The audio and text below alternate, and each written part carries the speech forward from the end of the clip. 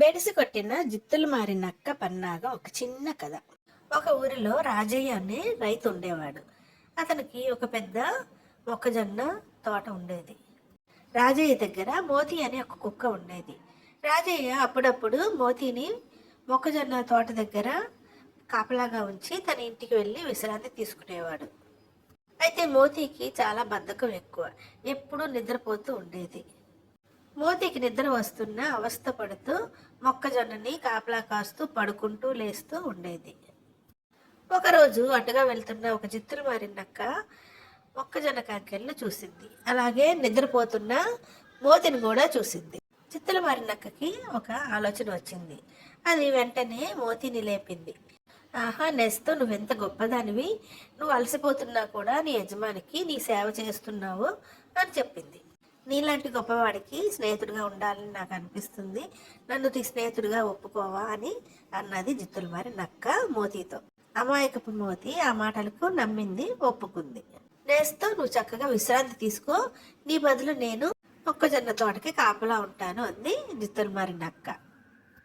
అందుకు మోతి ఒప్పుకొని హాయిగా పడుకుంది అక్కడే. జిత్తులు మారి నక్క ముఖం కనిపించకుండా గోనెపట్టాతో చుట్టుకొని చక్కగా మొక్కజొన్న తోటంతా తిరగసాగింది. అలాగే నచ్చినట్టు మొక్కజొన్న కంకెలన్నీ హాయిగా తినేది. తను వేసిన పన్నాగానికి తనే మురిసిపోతూ చక్కగా ఆరగించేది మొక్కజొన్న కంకెలన్నీ కడుపు నిండా అనక్క. అయితే రాజయ్యకి అనుమానం వచ్చింది, మొక్కజొన్న కంకెల సంఖ్య తగ్గిపోతున్నట్టు.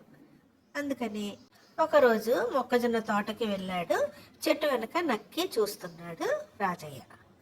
చక్కగా పడుకొని ఉన్న మోతిని చూశాడు. ఆ పక్కనే ఉన్న నక్కను కూడా చూశాడు రాజయ్య. తలకి ముసుగు వేసుకున్న నక్క అది తీసేసి చక్కగా మొక్కజొన్న కంకెలు తినడం చూశాడు రాజయ్య. ఓహో, ఇదా పని అనుకున్నాడు రాజయ్య.